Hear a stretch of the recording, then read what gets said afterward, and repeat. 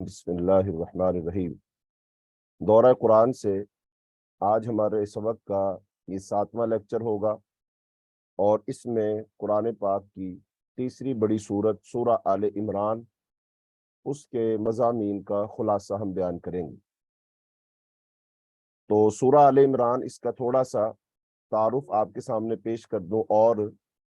जो साबका अब तक हमने दो सूरतें पढ़ी हैं, सूरह फातिहा और सूरह अल बकरा, तो उसमें जो मज़ामीन आए थे तो उससे इसको थोड़ा सा हम लिंक कर दें, जोड़ दें, ताकि ये बात समझना आसान हो जाए कि इस सूरत के जो मज़ामीन हैं दर हकीकत वो सूरह फातिहा के जो मज़ामीन हैं उनकी ही तफसील है। तो सूरह फातिहा में चूंकि तज़किरा हुआ था दो बड़े मज़ाहिब का, नंबर एक मग़ज़ूब अलैहिम और नंबर दो वलज़्ज़ालीन। तो अब मग़ज़ूब अलैहिम कौन है? वो यहूद है, और ज़ालिम कौन है? वो नसारा है। तो लिहाजा जो मग़ज़ूब अलैहिम है यानी यहूद है, उनके अकायद, उनके नज़रियात, और फिर मदीना मुनव्वरा में जो उनके बड़े 3 कबाइल थे, और फिर उनकी मुसलमानों के साथ जो अदावत थी, और मुआशरे में जो उनका मुकाम मर्तबा था उस वक्त, उन सारी चीज़ों पर जामे तबसरा सूरह अल बकरा में गुजर चुका। तो अब दूसरा गिरोह जो है बड़ा अहले किताब में से, वो है नसारा। तो सूरह आले इमरान में जो नसारा हैं, जो ईसाई हैं, तो उन पर, उन यानी उनके अकायद पर और उनकी ज़हनियत पर, उनके इबादात पर, उनकी आदात पर, ये जामे तबसरा है सूरह आले इमरान के लिए। और इसके साथ साथ जब हम इन दोनों बातों को समझ लेंगे कि यहूदी और नसारा ये मुसलमानों के साथ शुरू के साथ क्या रवैया रखते हैं, मुसलमानों के बारे में क्या सोचते हैं, मुसलमानों के बारे में इनकी प्लानिंग क्या है, मुसलमानों के बारे में इनकी साजिशें क्या हैं, इन्होंने माजी में मुसलमानों को कैसे कैसे धोखे दिए हैं, तो आज भी दरअसल यही दो बड़े जो गिरोह हैं, या इस्लाम के जो दो बड़े दुश्मन हैं, उनमें से एक यहूदी और दूसरे नसारा यानी ईसाई। तो आज भी यही दो बड़े दुश्मनों के साथ मुसलमानों को और इस्लाम को पाला पड़ा हुआ है। तो जो माजी में इनकी साजिशें थीं, आज भी तकरीबन वही साजिशें हैं। हाँ, उनके अंदर तब्दीली आई है, लेकिन साजिशें खत्म नहीं हुई, उनकी नौइयत बदली है, तरीका वारदात तो बदला है, लेकिन जहनियत वही चली आ रही है, दुश्मनी वही चली आ रही, अकायद और नजरियात वही चले आ रहे हैं। और ऐसे ही जो यहूदी हैं, उनके भी सारे के सारे हरबे वही है, साजिशें वही है, मकर और जाल और फरेब वही है, वही मुसलमान, वही लोगों की तिजारत पर, मईशत पर गलबा करना, उनको गुलाम बनाने की साजिशें करना, अपने आप को सबसे बेहतर और आला समझना। तो आज भी जहनियत यही है। इसका मतलब ये हुआ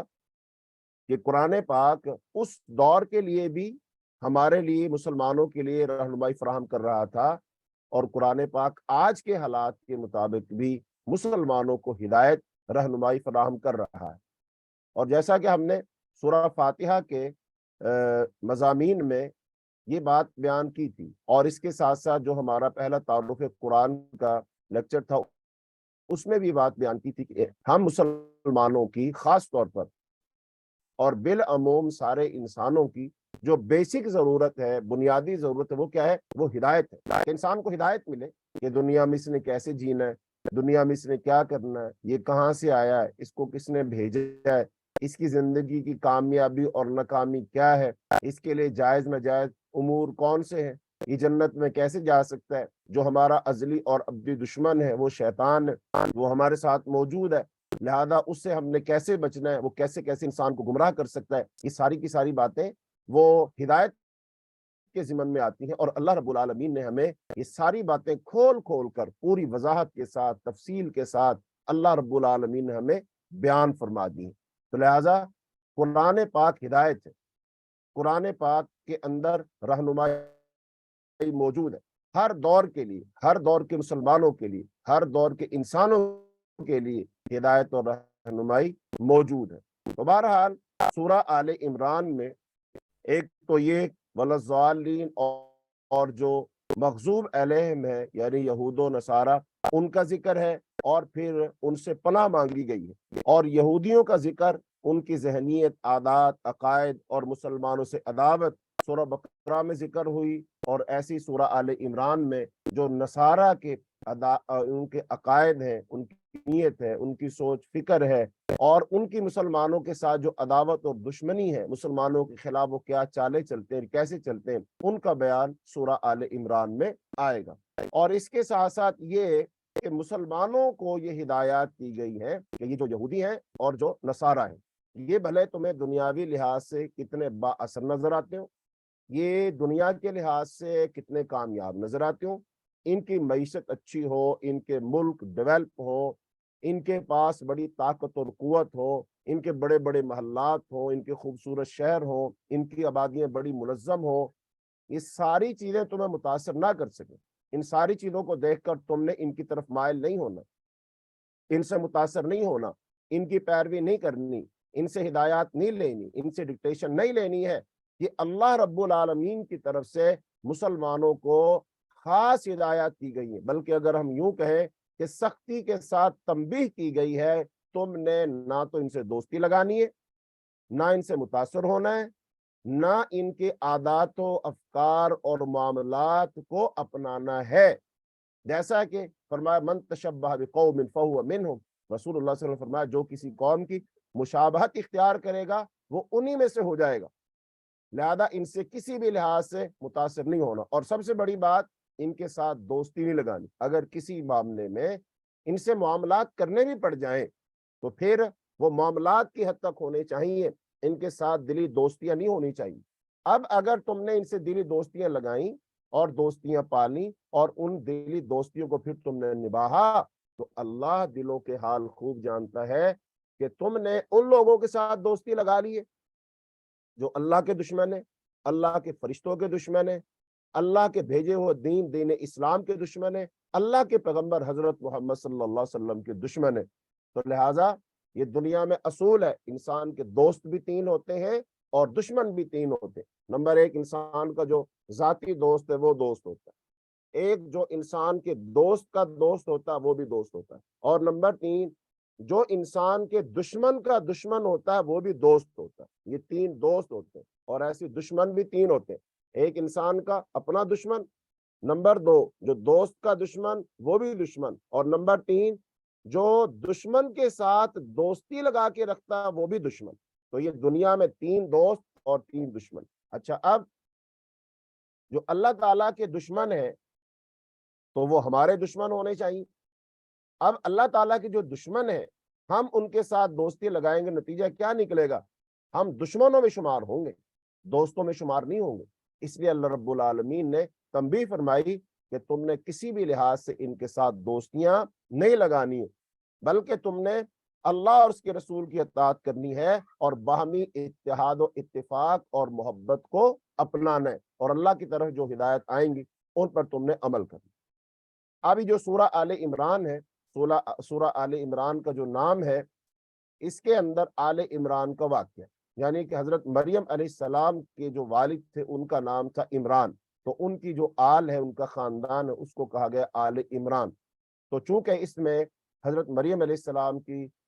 پیدائش کا بھی ذکر ہے، پھر اس کے بعد اللہ پاک نے ان کو کیسے وحی بھیج کر بتایا کہ اللہ جو ہے تمہارے ہاں ایک بیٹے کی ولادت ہوگی، اور پھر ان کی پرورش کا ذکر ہے، حضرت زکریا علیہ السلام کا تذکرہ ہے، پھر حضرت زکریا علیہ السلام نے حضرت مریم علیہ السلام کے پاس دیکھے پھل آتے ہیں بغیر موسم کے،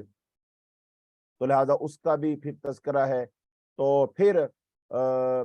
جو یہودیوں کا، عیسائیوں کا ایک وفد آیا تھا، نجران کا وفد، نجران کا وفد، اس پر ہم تھوڑی تفصیل بات کریں گے، تو اس کا اس کے اندر تذکرہ ہے۔ اور ایسے ہی مسلمانوں کے حوالے سے غزوہ احد جو ہوا تھا، تو غزوہ احد میں مسلمانوں سے ایک غلطی سرزد ہو گئی تھی، خاص طور پر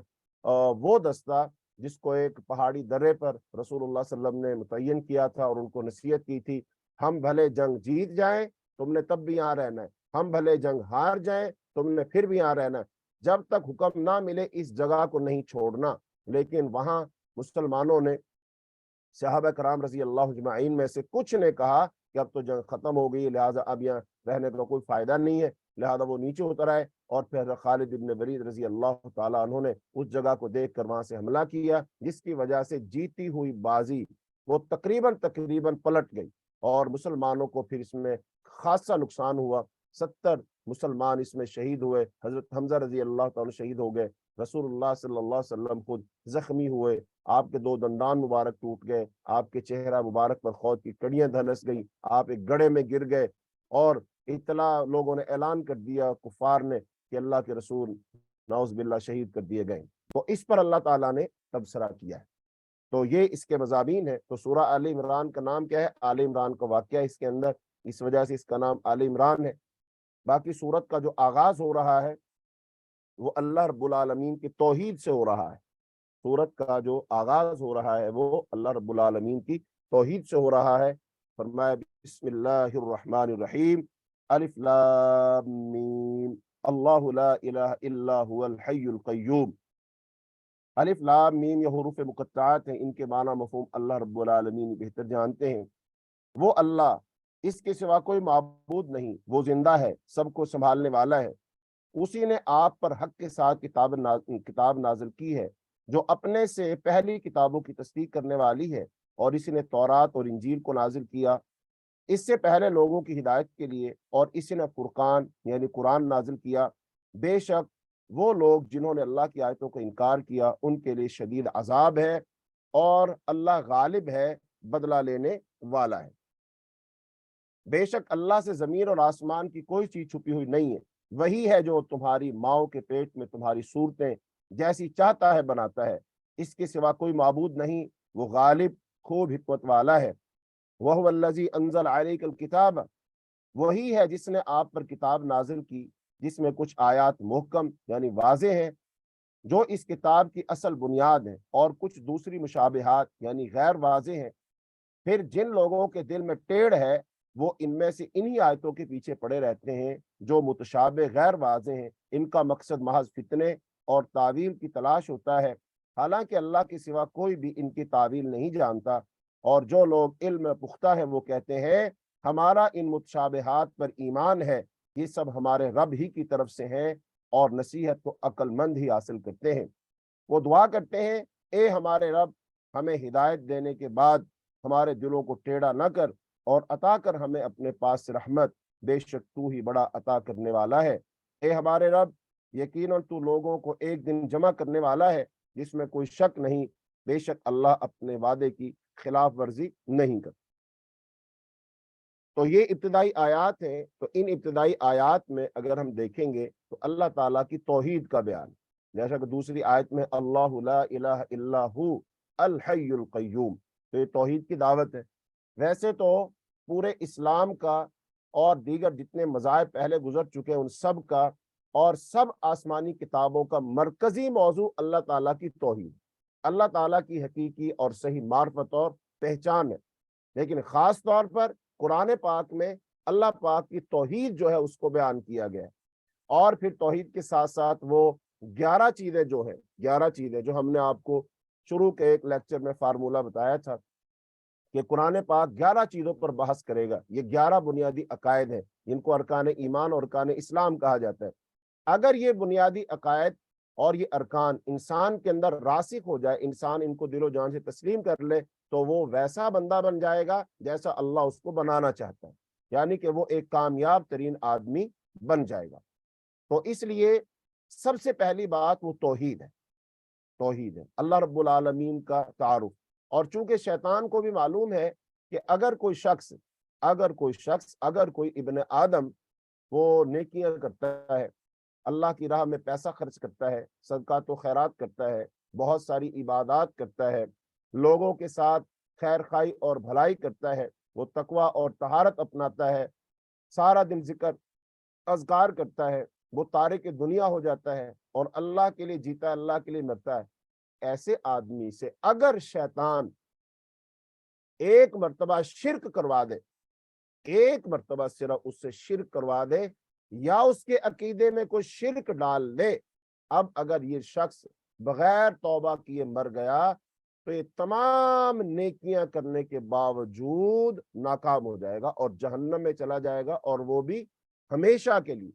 کیونکہ اللہ تعالیٰ نے یہ قاعدہ بیان فرمایا ہے، ان اللہ لا یغفر ان یشرک بہ ویغفر ما دون ذلک لمن یشاء، کہ جس آدمی نے اللہ کے ساتھ شرک کیا اللہ اس کو معاف نہیں کرے گا، اس کے سوا اللہ جس کو چاہے گا معاف کر دے گا۔ تو شیطان کی اول آخر انسان سے کوشش یہی ہوتی ہے کہ وہ اس سے شرک کروا دے۔ تو اب اللہ تعالیٰ نے اس لیے قرآن پاک میں جا بجا اپنی توحید کو بیان کیا ہے کہ اللہ تعالیٰ کے ساتھ کسی کو شریک مت کرنا، نہ ذات میں، نہ صفات میں، نہ صفات کے تقاضوں میں۔ لیکن افسوس کے ساتھ کہنا پڑتا ہے کہ شیطان انسانوں کی غفلت، انسانوں کی لا علمی کی وجہ سے وہ اپنے مشن میں تقریباً کامیاب ہے۔ وہ کیسے؟ مثال کے طور پر دنیا میں اس وقت 7 ارب کے قریب انسان ہے، 7 ارب، 5 اور 2 7 ارب آبادی ہے انسانوں کی تقریباً۔ اچھا، اس 7 ارب آبادی میں سے اگر آپ تقسیم کریں گے کہ مسلمان اور غیر مسلمان کے لحاظ سے، تو صرف اور صرف 1.5 ارب مسلمان ہیں اور باقی غیر مسلمان ہیں، غیر مسلم ہو گئے۔ اچھا، اب 7 میں سے آپ نکالو، 1.5 ارب کا مطلب کیا ہوا؟ 1.5 ارب کا مطلب ہوا 5.5 ارب غیر مسلم ہے اور صرف 1.5 ارب مسلمان ہے۔ اس کا صاف مطلب یہ ہے کہ 5.5 ارب جو انسان ہے نا، وہ کسی نہ کسی لحاظ سے شرک میں مبتلا ہیں، بھلے وہ ہندو ہیں، بھلے وہ سکھ ہیں، بھلے وہ یہودی ہے، بھلے وہ نصارہ ہیں، بھلے وہ کوئی بدھ مت ہے، کوئی جین مت ہے، کوئی آتش پرست ہے، کوئی زرتشت ہے، کوئی بھی مذہب سے تعلق رکھنے والے لوگ ہیں، وہ شرک میں مبتلا ہیں، وہ گمراہ ہیں۔ تو شیطان نے اس کا مطلب بڑا حصہ تو گمراہ کر لیا نا، شرک کروا لیا۔ اچھا، اب آ جائیے مسلمانوں کی طرف۔ مسلمانوں میں سے جو یہ 1.5 ارب ہے، ان 1.5 ارب میں سے بھی کتنے لوگ اللہ پاک کی صحیح حقیقی پہچان رکھتے ہیں، معرفت رکھتے ہیں، وہ شرک نہیں کرتے؟ اگر اب آپ دیکھیں گے مسلمانوں میں سے کتنے ہیں جو وہی کام کر رہے ہیں جو یہودیوں نے کیے، جو عیسائیوں نے کیے۔ عیسائیوں اور یہودیوں کے اندر کامن چیز کیا ہے کہ انہوں نے اپنے پیغمبر کو اللہ کا شریک بنا دیا تھا۔ یہودیوں نے کہا تھا حضرت عزیر علیہ السلام اللہ کے بیٹے، اور عیسائیوں نے کہا تھا حضرت عیسیٰ علیہ السلام اللہ کے بیٹے۔ عیسائیوں نے تو 2 کو شریک بنایا نا، عیسائیوں نے کہا عیسیٰ، مریم اور اللہ، عیسیٰ، مریم اور اللہ تینوں کو ملاؤ تو ایک بنتا ہے، 3 میں 1 اور 1 میں 3، اس کو عقیدہ تثلیث کہتے ہیں۔ تو اس کا مطلب مسلمانوں کے اندر بھی یہ شرک موجود ہے، یعنی کس کو کہتے ہیں؟ ذات میں شرک، صفات میں شرک، اور صفات کے تقاضوں میں شرک۔ تو مسلمان بھی ذات میں شرک کر رہا ہے، صفات میں بھی شرک کر رہا ہے، صفات کے تقاضوں میں بھی شرک کر رہا ہے۔ اب مسلمانوں میں سے آپ دیکھیں گے جتنے لوگ یہ قبروں پر جاتے ہیں، درگاہوں پر جاتے ہیں، اور وہاں صرف جاتے نہیں، وہاں ایک تو ہوتا ہے جا کر ان کے لیے کوئی بخشش کی دعا کر دے، ٹھیک ہے، اس میں کوئی حرج نہیں ہے، لیکن وہاں وہ اس نظریے سے جاتے ہیں کہ چونکہ میرے بچے بیمار ہیں تو ان کو شفا ہو جائے گی، میرا فلاں کام وہ پھنسا ہوا ہے، مشکل میں ہے، میں وہاں جاؤں گا تو میرا کام حل ہو جائے گا، مجھے رزق مل جائے گا، میں کامیاب ہو جاؤں گا۔ اس لیے وہ چادر چڑھاتے ہیں وہاں پر، نظر نیاز دیتے ہیں وہاں پر، اور پھر اس بابا جی کے نام سے وہ مدد مانگتے ہیں۔ جیسے لوگ کہتے ہیں یا علی مدد، حضرت علی سے مدد مانگ رہے رضی اللہ تعالیٰ عنہ، کہتے ہیں یا غوث اعظم عبد القادر جیلانی رحمۃ اللہ علیہ سے مدد مانگ رہے، وہ ہندوستان کے لوگ اجمیر شریف میں جو خواجہ معین الدین چشتی ہے اس کی درگاہ سے مدد مانگ رہے، لاہور کے اندر ایک بہت بڑی ہستی ہیں جن کو عثمان بن علی بن عثمان الحجویری ان کا نام ہے، المعروف داتا صاحب، ان کو مانگتے ہیں۔ لاہور پاکستان کے اندر ایک پاک پتن شریف ہے، وہاں پر لوگ جاتے ہیں، وہاں سے دعائیں مانگ رہے۔ تو ان آپ درگاہوں کو اور درباروں کو اگر دیکھیں گے، یہاں پر سب سے زیادہ ان مزارات پر وہ جو ہے نا رش ہوتا ہے، اتنا رش مسجدوں میں نہیں ملے گا، مسجدوں میں لوگ نہیں ملیں گے، یہاں جائیں گے اور یہاں جا کر وہ متھا بھی ٹیکتے ہیں، پیشانی بھی جھکاتے ہیں، اور اس کی قبر کو بھی چومتے ہیں، اور وہاں پہ چڑھاوا بھی چڑھاتے ہیں، اور پھر وہاں دعا بھی مانگتے۔ ابھی کچھ عرصہ پہلے میرا کراچی جانا ہوا، تو کراچی میں ہم جب گئے تو وہاں پر جو ہے وہ جو ہے نا بابا غازی کا دربار ہے، وہ بالکل ساحل سمندر پر، لوگ وہاں جا رہے تھے۔ میں نے ان سے ایک پوچھا، وہ منوڑا جو جزیرہ ہے، وہاں میں نے پوچھا، میں نے کہا بھائی جب سیلاب آتے ہیں، سمندر کا پانی اوپر چڑھتا ہے، تو کیا اس آبادی میں یہ ڈوبتی نہیں آبادی؟ وہاں کے جو لوگ تھے نا، جسے ہم گاڑی پک اپ میں بیٹھے تھے اور گئے تھے تھوڑی سیاحت کے لیے، تو اس کا ڈرائیور کیا کہتا نا نا نا نا نا، یہاں پہ بابا غازی کا دربار ہے نا، اس وجہ سے یہاں کچھ نہیں ہوتا، کبھی کچھ نہیں ہوا، انہوں نے ہمیں بچایا ہوا ہے۔ اور پھر انہوں آگے ساحل میں بتایا، پھر ایک ان کا اور بھائی ہے وہ آگے ساحل پر ہے۔ اس کا مطلب وہ اس نظریہ رکھتے ہیں کہ یہاں پہ جو ہم سمندر کے کنارے رہنے کے باوجود کبھی نہیں ڈوبتے ہیں، کبھی نقصان نہیں ہوتا ہے، تو یہ کون بچاتا ہے ہمیں؟ بابا غازی بچاتا ہے ہمیں۔ تو یہ کیا نظریہ اور کیا عقیدہ ہے؟ اس کا مطلب یہی وہ باتیں ہیں جو یہود و نصارہ کے اندر ہے، وہی باتیں ہمارے اندر موجود ہے۔ تو اس سے پتہ چلا اللہ تعالیٰ نے ہمیں یہی بات سمجھائی ہے کہ جو ان کے اندر گمراہیاں تھی وہ تمہارے اندر نہیں آنی چاہیے، جیسے شرک ان کے اندر آیا تمہارے اندر نہیں آنا چاہیے۔ یہود و نصارہ نے بھی اپنے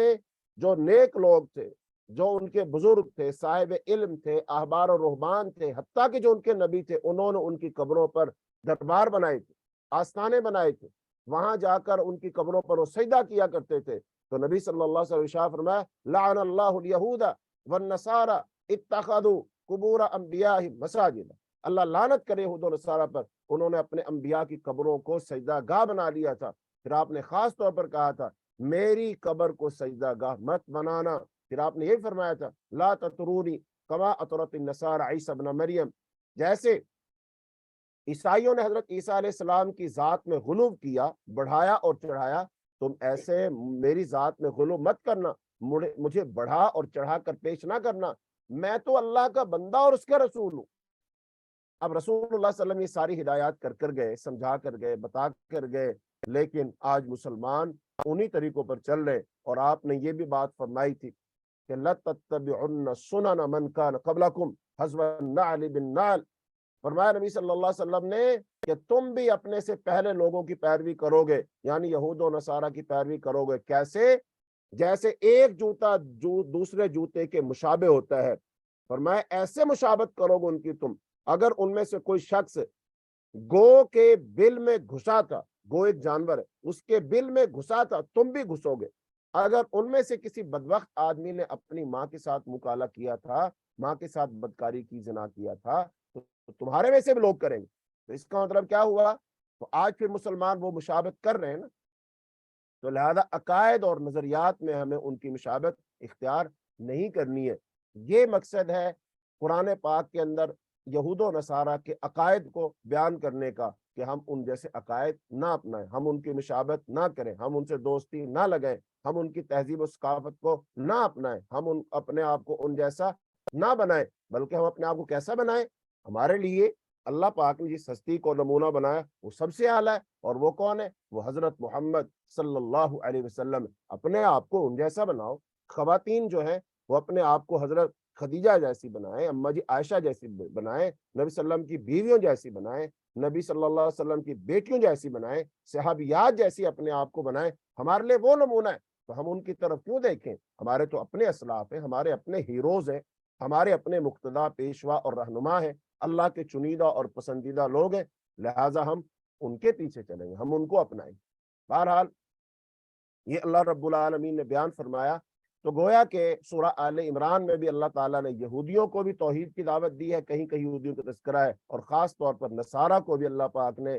توحید کی دعوت دی ہے، اور جو ان کے اندر عقائد کے لحاظ سے خرابیاں تھیں، جن کی وجہ سے ان کو غلطیاں لگ رہی تھیں، اللہ تعالیٰ ان ساری چیزوں کا رد کیا ہے اور ان کو سمجھانے کی کوشش کی ہے۔ تو آج ہم، چونکہ ہمارا جو سبق ہے آج وہ 45 منٹ کا سبق ہوگا، جس میں سے ہمارے پاس 20 منٹ باقی ہیں، اور کل کا سبق بھی ہمارا 45 منٹ کا ہوگا، یعنی پورا دورہ قرآن میں اتوار اور سوموار ان 2 دنوں میں ہمارا سبق، ہمارا لیکچر جو 45 منٹ کا ہوا کرے گا، کیونکہ ہمارا ادارہ جو علوم اکیڈمی ہے اس کا اس کے بعد متصل بعد ایک دوسرا لیکچر شروع ہوتا ہے، تو جو بہنیں ہیں انہوں نے اس میں جانا ہوتا ہے۔ تو ایک تو یہ بات آپ نوٹ کر لیں، اور دوسری بات یہ ہے ہمارا جو ادارہ ہے، ادارہ علوم اکیڈمی، یہ مختلف ویلفیئر کے کام کرتا ہے، اور خاص طور پر رمضان میں کئی پروجیکٹ کرتا ہے، جیسے یہ جو ہمارا افریقہ کا علاقہ ہے وہاں پر مسلمان ہیں یا عام انسان بھی جو ہیں بہت غریب ہے، وہاں پر لوگوں کے مالی حالات اتنے اچھے نہیں ہیں، لہٰذا ان کی جو بیسک اور بنیادی ضروریات ہیں وہ بھی پوری نہیں ہوتی ہیں، تو وہاں پر ادارہ کیا کرتا ہے؟ راشن بھی تقسیم کرتا ہے، اور اس کے ساتھ ساتھ کنویں کھدواتا ہے، نلکے لگواتا ہے تاکہ پانی پیے لوگ، مسجدیں بھی بنواتا ہے، اور اس کے ساتھ ساتھ رمضان میں جو ادارہ علوم اکیڈمی ہے وہ قرآن پاک تقسیم کرتا ہے۔ تو آپ سب بہنوں سے میں گزارش کرتا ہوں کہ جو قرآن پروجیکٹ ہے، قرآن تقسیم کرنے کا جو پروجیکٹ ہے، اس میں آپ بھی حصہ ڈالیں، چونکہ ان بچوں کے پاس قرآن نہیں ہوتے تو لہٰذا ان کو قرآن ملیں گے، مسجدوں میں قرآن رکھی جائیں گے، تو قرآن کو لوگ جب پڑھیں گے تو ان میں سے کچھ ناظرہ پڑھیں گے، کچھ حفظ کریں گے، تو جب تک وہ لوگ اس قرآن کو پڑھتے رہیں گے، نمازوں میں پڑھیں گے، دوسروں کو پڑھائیں گے، تو انشاءاللہ ہمارے لیے صدقہ جاریہ بن جائے گا۔ تو یہ ایک سنہری موقع ہے، تو لہذا اللہ پاک نے آپ میں سے جن جن کو مال و دولت سے نوازا ہے، توفیق دی ہے، آپ اپنے مال زکوٰۃ میں سے بھی خرچ کر سکتی ہیں وہاں پر، تو لہذا ادارہ علوم اکیڈمی کو اس لحاظ سے اپنا تعاون پہنچائیے۔ 3 یورو کے اندر ایک قرآن آتا ہے، 3 یورو کے اندر ایک قرآن آتا ہے، تو 3 یورو میرے خیال ہے جو لوگ برطانیہ میں رہتے ہیں ان کے لیے کوئی بڑی رقم نہیں ہے، لہذا وہ اس کار خیر میں حصہ ڈالیں، ادارے کو اپنے عطیات پہنچائیں تاکہ آپ کی طرف سے ادارہ وہاں پر قرآن پاک تقسیم کر سکے۔ دوسرا اعلان یہ تھا۔ تو اب ہم آتے ہیں سورت کے مضامین کے خلاصے کی طرف، تو اس میں سے ہم اب تیزی کے ساتھ ہمیں گزرنا پڑے گا، ہم کور کریں گے پورے کو، تو آپ سنتے جائیں گے، اگر وقت ملا تو پھر ہم 2 چیزوں کی وضاحت کرنا چاہیں گے۔ نمبر 1، نجران کا جو وفد آیا تھا اس کی تفصیل آپ کو بتانا چاہیں گے، اور اس کے ساتھ ساتھ جو غزوہ احد ہے اس پر اللہ تعالیٰ نے تبصرہ کیا تھا، ہم اس کو بیان کرنا چاہیں گے، کیونکہ یہ 2 بنیادی بیسک پوائنٹ ہے سورہ آل عمران کی، تو لہذا پہلے آپ مضامین کا خلاصہ سماعت فرما لیں۔ تو اس صورت میں مخاطب اہل کتاب اور مسلمان ہیں۔ اس کا اکثر حصہ سورہ البقرہ کے نزول کے بعد اس دور میں نازل ہوا جب افق پر اسلام کے غلبے اور صداقت کے آثار اتنے نمایاں تھے کہ اہل کتاب کے لیے اعلانیہ مخالفت کرنا ممکن نہ تھا۔ اس صورتحال میں اہل کتاب کی 2 آراء تھیں۔ اہل کتاب سے مراد یہود و نصارہ، ان کی 2 آراء تھیں، 2 خیالات تھے، 2 قسم کے لوگ تھے۔ کچھ لوگوں نے بظاہر اسلام قبول کر لیا لیکن اسلام ان کے دلوں میں نہیں تھا۔ دوسرے گروہ نے اسلام تو قبول نہ کیا لیکن یہ نظریہ پیش کیا کہ ہر مذہب کے پیروکاروں کے لیے ان کا دین حق ہے، اس لیے مسلمان اسلام کو حق سمجھے اور ہمیں یہودیت اور نصرانیت پر عمل کرنے دیں، اور دونوں اپنے اپنے دین پر قائم رہتے ہوئے ایک ساتھ امن کی زندگی گزاریں۔ یہ وہی بات ہے جو ہر دور میں وحدت ادیان کے نام سے پیش کی جاتی ہے کہ سارے دینوں کو ملاؤ اور ایک دین بنا لو۔ اس کی بڑی مثال ہندوستان میں جو تھا نا جلال الدین اکبر، اس نے پیش کی تھی۔ اس نے کچھ باتیں ہندوؤں سے لیں، کچھ باتیں عیسائیوں سے لیں، کچھ باتیں سکھوں سے لیں، کچھ باتیں زرتشت سے لیں، اور اس کے ساتھ ساتھ کچھ باتیں قرآن سے، اسلام سے لے کر سارے مذاہب کا ایک مکسچر بنا دیا اس نے، اس کو کہتے ہیں دین اکبری۔ تو یہ ہر دور میں لوگوں نے کرنے کی کوشش کی ہے لیکن یہ کوشش عقلی اور نقلی لحاظ سے درست نہیں ہے۔ تو بہرحال ہر دور میں وحدت ادیان کے نام سے پیش کی جاتی ہے، لیکن ان دونوں گروہوں کی بظاہر مصالحانہ روش اس وقت بے نقاب ہوئی جب جنگ احد میں مسلمانوں کو شکست ہوئی اور ان دونوں گروہوں نے اسلام اور مسلمانوں کی کھلم کھلا مخالفت شروع کر دی۔ یعنی اہل کتاب کے 2 گروہ تھے نا، جنہوں نے بظاہر اسلام قبول کر لیا لیکن اندر سے مسلمان نہیں ہوئے، اور دوسروں نے کہا ہم اسلام تو قبول نہیں کریں گے لیکن تم اپنے دین پر رہو، ہم اپنے دین پر رہیں، ہم اسلام اور مسلمانوں کی مخالفت نہیں کریں گے۔ لیکن جب ایسا انہوں نے کیوں سوچا تھا؟ اس لیے سوچا تھا کہ اسلام تو بڑی طاقت بن رہا ہے نا، اس کا مقابلہ نہیں کر سکیں گے۔ لیکن جب انہوں نے دیکھا کہ مسلمانوں کی جنگ ہوئی ہے مشرکین مکہ سے، اور اب تو مسلمان کمزور ہو چکے ہیں، ان کو شکست ہو گئی، ان کے بندے مارے گئے، لہذا یہ دلیر ہو گئے، کہتا بس اس وقت تو ہم نے یہ کہا تھا لیکن اب تم کون اور ہم کون ہیں، یعنی کہ انہوں نے آنکھیں پھیر لی اور اپنے وعدوں سے وہ مکر گئے اور معاہدے انہوں نے تقریباً توڑ دیے۔ تو بہرحال اس سے پتہ چلا کہ ان کے دلوں میں مسلمانوں کے خلاف عداوت ہی تھی، بغض ہی تھا، یہ اوپر سے بس مصالحانہ کوششیں کر رہے۔ تو بہرحال اس صورت میں اللہ تعالیٰ نے اہل کتاب اور مسلمانوں کے لیے دین کی حقیقت واضح کر دی کہ دین ایک ہے اور وہ اسلام ہے، یعنی اسلام آ جانے کے بعد یہودیت نہیں چلے گی، نصرانیت، عیسائیت نہیں چلے گی، بس امن کا راستہ ایک ہی ہے، اسلام قبول کر لو اور بس۔ سورہ البقرہ میں آخری رسول حضرت محمد صلی اللہ علیہ وسلم پر ایمان لانے کی دعوت ہے، تو آل عمران میں اسلامی نظام اور اللہ کی حکومت میں داخل ہونے کی دعوت ہے۔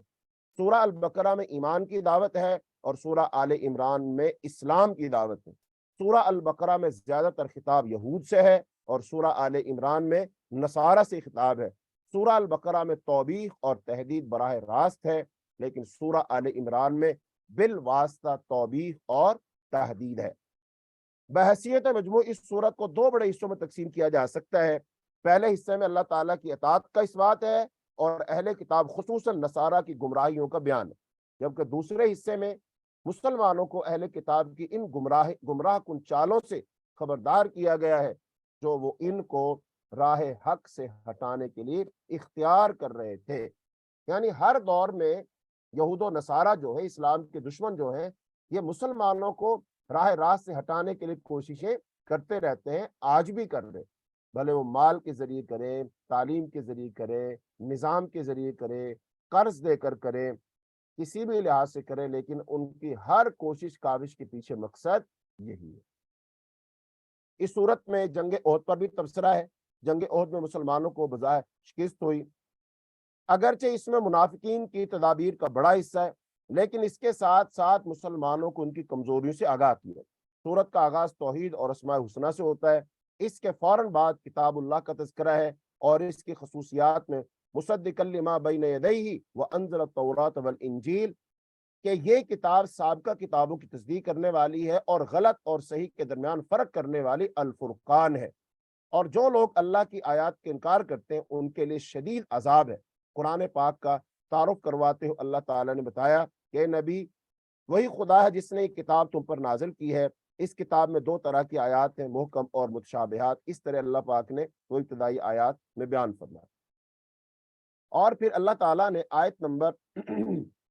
18 سے آیت نمبر 22 میں فرمایا کہ دین کا حقیقی مفہوم، اس کا مصداق واضح کیا، یعنی ان آیات میں 18 سے 22 تک دین کا جو حقیقی مفہوم ہے اس کو واضح کیا۔ حضور صلی اللہ علیہ وسلم کو خطاب کر کے فرمایا کہ اہل کتاب اور قریش کو بتا دیجئے کہ ہم نے اسلام کو اختیار کیا ہے، جو شخص گمراہی پر اڑا رہنا چاہتا ہے اس کی مرضی ہے، بہر کیف دین حق صرف اسلام ہے۔ اس کے بعد آیت نمبر 23 سے آیت نمبر 27 میں اللہ پاک نے منکرین قرآن کی حالت پر تعجب کا اظہار کیا کہ ہونا تو یہ چاہیے تھا کہ اہل کتاب ہونے کی وجہ سے جس کتاب کا ایک حصہ ان کو دیا گیا تھا، اس کو اثر نو اس کی مکمل صورت میں پا کر اس کی قدر کرتے، لیکن انہوں نے حسب عادت اعراض ہی کی روش اپنائی۔ یعنی اللہ پاک نے جو تورات اور انجیل میں جو باتیں کہی ہیں، قرآن پاک میں اللہ پاک نے وہی بیان فرمائی ہیں، ان کی تصدیق کی اللہ تعالیٰ نے، تو ان کو تو چاہیے تھا کہ خوش ہوتے کہ جو ہماری کتابوں میں باتیں وہی ان کتابوں میں باتیں، لیکن انہوں نے اعراض کیا۔ اس کے بعد ان کے اعراض کا نہایت اہم سبب بتایا گیا ہے کہ یہ لوگ اپنے آپ کو برگزیدہ امت سمجھتے ہیں، سب سے افضل نیک متقی پارسا سمجھتے ہیں، اور باقی لوگوں کو اپنے پائے کا لیول کا نہیں سمجھتے، اور یہ غلط عقیدہ ایجاد کر کے بیٹھے کہ یہ دوزخ کے عذاب سے بالکل محفوظ ہے۔ اول تو یہ دوزخ میں نہیں ڈالے جائیں گے، اور اگر ڈالے بھی گئے تو بس سرسری طور پر کچھ سزا بھگت کر جہنم سے نکل آئیں گے۔ اس کے بعد اس امر کا اعلان ہے کہ یہود و نصارہ اب منصب امامت سے معزول ہوئے، اور شریعت الہی کی یہ امانت اس امت کے سپرد کی جا رہی ہے جس کو خدا نے اس امانت کا اہل قرار دیا، یعنی مسلمانوں کو امت محمد صلی اللہ علیہ وسلم کو اب اللہ یہ امامت سونپ رہا ہے۔ مالک الملک خدا ہی ہے، وہ جس سے چاہے چھینے اور جس کو چاہے عزت بخش دے، یہ اسی کے ہاتھ میں ہے۔ یہ بات خبر کی بجائے دعا کے اسلوب میں پیغمبر صلی اللہ علیہ وسلم اور آپ کے واسطے سے آپ کے صحابہ کو تلقین کی گئی، جس میں اس بات کی طرف اشارہ ہے کہ بار گراں اب جن کے کندھوں پر ڈالا جا رہا ہے وہ اس کو خدا کی امانت سمجھے اور اس کے اٹھانے میں اللہ تعالیٰ کے سہارے کے طالب بنے، یعنی اپنی ذمہ داری کو سمجھو اور اس ذمہ داری کو ادا کرنے کے لیے اللہ سے ہمیشہ مدد مانگو، کیونکہ اللہ کی مدد اور توفیق کے بغیر نہ تم اس ذمہ داری کو اٹھائے رکھ سکتے ہو اور نہ اس کے تقاضوں کو پورا کر سکتے ہو۔ لہٰذا اب یہ ذمہ داری ملنے کے بعد تمہارا سب سے مضبوط تعلق اللہ سے ہونا چاہیے۔ یہود و نصارہ کی طرف مت دیکھنا کہ ان سے افرادی قوت مل جائے، کہ مالی قوت مل جائے، کہ ان کی تدبیروں کو اپنا لیں، ایسا مت کرنا۔ مدد جب بھی مانگنی ہے اللہ سے مانگنی ہے، اور یہی بات اللہ پاک نے کہاں سکھائی تھی؟ سورہ فاتحہ کے اندر اس کو ریلیٹ کرو، ایاک نعبد و ایاک نستعین، ہم تیری ہی عبادت کرتے ہیں اور تجھ ہی سے مانگتے ہیں۔ تو اے مسلمانوں، اللہ تعالیٰ نے تمہیں امام بنا دیا ہے، امامت تمہیں سونپ دی ہے، قیادت تمہیں سونپ دی ہے، دنیا کی لیڈرشپ تمہیں سونپ دی ہے۔ لہٰذا اب اس لیڈرشپ کو اور اپنی ذمہ داری کو نبھانے کے لیے تمہیں کیا کرنا ہے؟ اللہ سے مدد مانگنی ہے۔ اللہ کی مدد کے بغیر تم یہ نہیں کر سکتے ہو۔ تو لہذا جب جب مسلمانوں نے اللہ کی اطاعت اور فرمانبرداری کی، جیسے اللہ نے کہا ویسے ہی کیا، تو اللہ پاک نے مسلمانوں کو ہمیشہ سر بلند کیا، اللہ نے عزتوں سے نوازا، فتوحات سے نوازا، اللہ نے واقعی مسلمانوں کو دنیا کا امام بنا دیا، اللہ تعالیٰ نے مسلمانوں کو عزت بخش دی، ساری دنیا ان کے زیر نگی ہو گئی۔ آپ اس کا اندازہ لگا سکتے ہیں کہ صحابہ کرام رضی اللہ عنہ کے دور میں فتوحات کتنی ہوئی، پھر خلفاء راشدین کے زمانے میں بہت ساری فتوحات ہوئی، اور اس کے بعد پھر آپ چلتے چلے جائیے، بنو امیہ کے دور میں ہندوستان تک محمد بن قاسم آیا، اور موسیٰ بن نصیر نے اور اس کے غلام نے، وہ جو تھا طارق بن زیاد نے اسپین فتح کر لیا، موسیٰ بن نصیر نے افریقہ فتح کر لیا، اور اس کے بعد آگے چل کر خلافت عثمانیہ قائم ہو گئی، جو 3 بر اعظم پر مشتمل تھی، کافی سارا حصہ ایشیا کا اس میں تھا، افریقہ اس میں تھا، یورپ کا حصہ اس میں تھا، پھر ہندوستان کے اندر آپ دیکھیں گے مسلمانوں کی حکومتیں قائم ہوئی ہیں۔ تو یہ اللہ پاک نے بہت ساری فتوحات سے نوازا، جب جب مسلمانوں نے اللہ کی اطاعت کے تقاضوں کو پورا کیا، اللہ کی اطاعت فرمانبرداری کی ہے، اللہ سے رہنمائی حاصل کی ہے، اللہ نے ان کو غالب کیا۔ اور جب جب مسلمانوں نے اللہ سے رہنمائی لینا چھوڑ دی، اللہ کی اطاعت فرمانبرداری کرنا چھوڑ دی، اللہ پاک نے ذلیل و رسوا کر دیا، جیسا کہ اس وقت آج ہم ذلیل و رسوا ہو رہے ہیں۔ اس کا سبب کیا ہے؟ اس کا سبب یہ ہے مسلمانوں کے پاس ملک ہے، لیکن اللہ کا قانون نافذ نہیں کرتے، اللہ کی شریعت کو نافذ نہیں کرتے، بلکہ وہ انسانوں کے بنائے ہوئے قوانین وہ چلا رہے۔ یہی ہماری ذلت کا سبب ہے، اور اگر اس سے ہم نکلنا چاہتے ہیں تو ہمیں پھر دوبارہ اللہ کی طرف رجوع کرنا پڑے گا۔ آیت نمبر 27 سے آیت نمبر 32 میں فرمایا، کمزور اور مبتلا نفاق مسلمانوں کو جو اہل کتاب بالخصوص یہود کی طرف میلان رکھتے تھے، یعنی جو منافق تھے، فرمایا اور ان کے نفاق پر تنبیہ فرمائی، اگر ان کے دلوں میں کفر اور اہل کفر کی محبت چھپی ہوئی ہے تو یہ یاد رکھیں کہ خدا سے کوئی چیز بھی ڈھکی چھپی نہیں ہے۔ پھر ایمان اور محبت الہی کا صحیح تقاضا واضح فرمایا کہ جو لوگ اللہ پر ایمان اور اس کی محبت کے مدعی ہوں، ان کے لیے جائز نہیں کہ وہ اللہ اور اس کے رسول کے مخالفوں سے دوستی رکھیں، بلکہ ان کے لیے صحیح روش یہ ہے کہ وہ اللہ اور اس کے رسول کی پیروی کرے۔ اب عیسائیوں کی جو بدعات تھیں، ان کے اندر نئے نئے کام شروع ہو گئے تھے جن کے وہ گمراہ تھے، اللہ نے ان کی اصلاح کی۔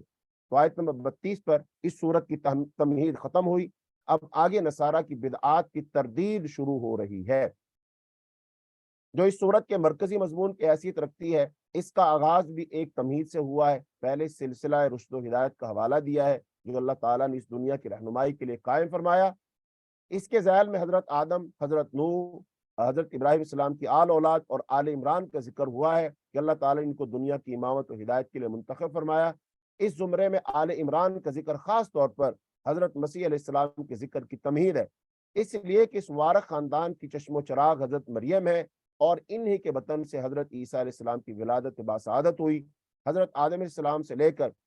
آل ابراہیم و آل عمران تک کی اس شجرے کا حوالہ دینے سے مقصود یہ ہے کہ حضرت مسیح اور ان کی والدہ ماجدہ حضرت مریم کے متعلق نصارہ کے سامنے یہ بات واضح طور پر آ جائے کہ ان کی اپنی مانی ہوئی تاریخ سے جو ثابت شدہ ہوئی ہے وہ یہ نہیں ہے کہ حضرت مسیح یا ان کی والدہ کوئی ما فوق البشر ہستی ہیں، بلکہ ان کا تعلق بھی رشد و ہدایت کے اسی سلسلہ الذہب سے ہے جس کو اللہ تعالیٰ نے دنیا کی ہدایت کے لیے منتخب فرمایا۔ اس کے بعد حضرت مریم کی ابتدائی زندگی کے واقعات کا حوالہ ہے کہ ان کی ولادت سے پہلے کس طرح ان کی والدہ نے اپنے پیٹ کے بچے کے لیے ایک منت مانی۔ یہاں سے میں خاص طور پر اپنی ماں اور بہنوں کو یہ بات سمجھانا چاہوں گا کہ دیکھیے حضرت مریم علیہ السلام کی جو والدہ تھی وہ کس قدر نیک تھی کہ انہوں نے اللہ سے منت مانی تھی، یا اللہ اگر بیٹا دیا تو میں اس کو تیری راہ میں وقف کر دوں گی، لیکن پیدا ہوئی تو بیٹی۔ اس سے پتہ چلا کہ جو اللہ کی مرضی ہوتی وہی پیدا ہوتی، وہ اللہ جس کو چاہے بیٹے دے، جس کو چاہے بیٹیاں دے، تو اس پر ہمیں رنجیدہ اور افسردہ نہیں ہونا چاہیے۔ ہمارے ہاں بیٹی کی ولادت ہو تو لوگ خوشی نہیں مناتے، بیٹے کی ولادت ہو تو بہت خوشی مناتے. بھائی بیٹا اور بیٹی وہ اللہ کے ہاتھ میں ہے. اور دوسری بات یہ ہے کہ بعض دفعہ بیٹے نکمے نکل آتے ہیں اور بیٹیاں ماں باپ کی فرما بردار نکل آتی ہیں. تو یہ بات بھی ہوگی. اور ایک اور بات یہ ہے کہ وہ جو خاتون ہوتی ہے، بعض دفعہ جو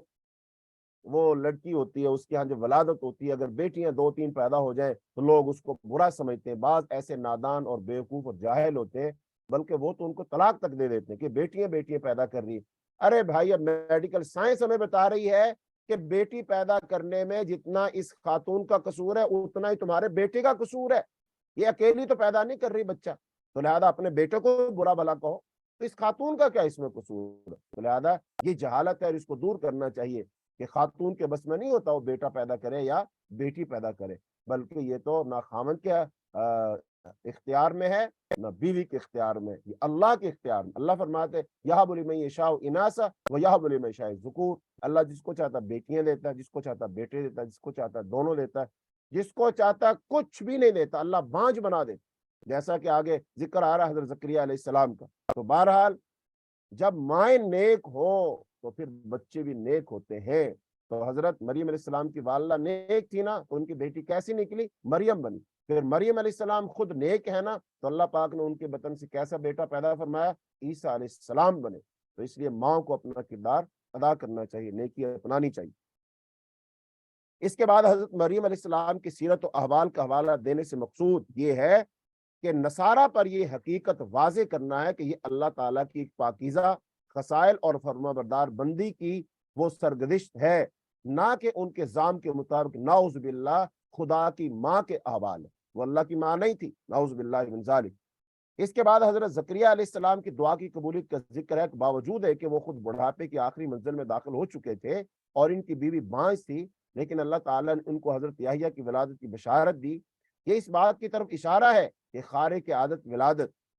یعنی عام حالات سے ہٹ کر ولادت اللہ تعالیٰ کی قدرت کی ایک نشانی ہے. اس کے یہ معنی نہیں ہے کہ جس کی ولادت اسباب کے عام ضابطے خلاف ہو اس کو خدا یا اوتار بنا دیا جائے. اگر نصارہ حضرت عیسیٰ کی خارق عادت ولادت کی دلیل پر ان کو خدا بنا بیٹھے ہیں تو یہ دلیل تو حضرت یحییٰ کے حق میں موجود ہے، پھر حضرت یحییٰ علیہ السلام کو بھی اللہ بنا دو. تو لہذا یہ ساری باتیں غلط ہیں، شیطان کی طرف سے گمراہی ہیں جو دلوں میں ڈالی گئی.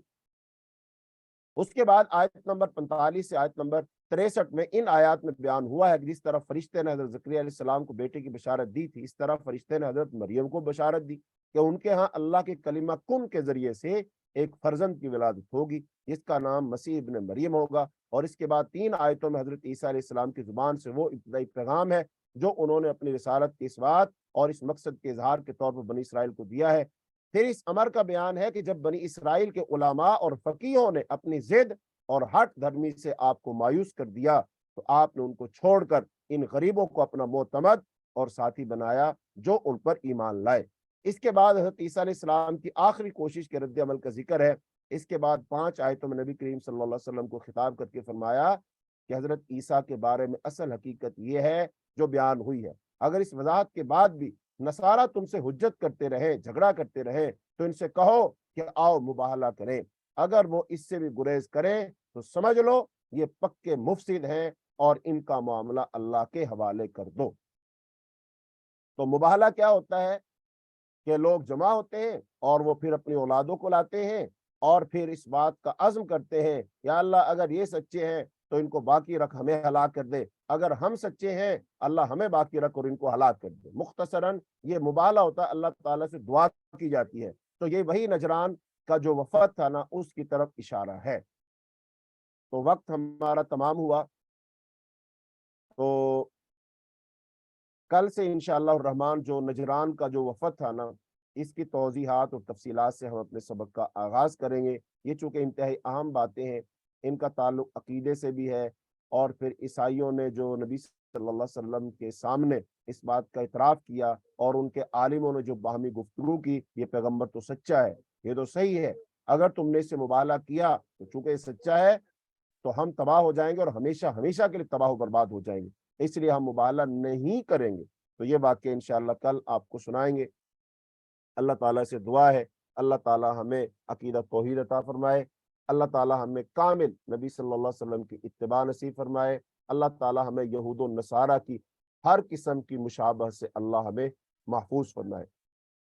اللهم إنا نسألك الجنة الفردوس. اللهم إنا نعوذ بك من عذاب النار. اللهم اشف مرضانا ومرضى المسلمين. اللهم إنا نسألك الهدى والتقى والعفاف والغنى. اللهم أعز الإسلام والمسلمين. سبحانك اللهم وبحمدك أشهد أن لا إله إلا أنت أستغفرك وأتوب إليك. السلام عليكم ورحمة الله وبركاته.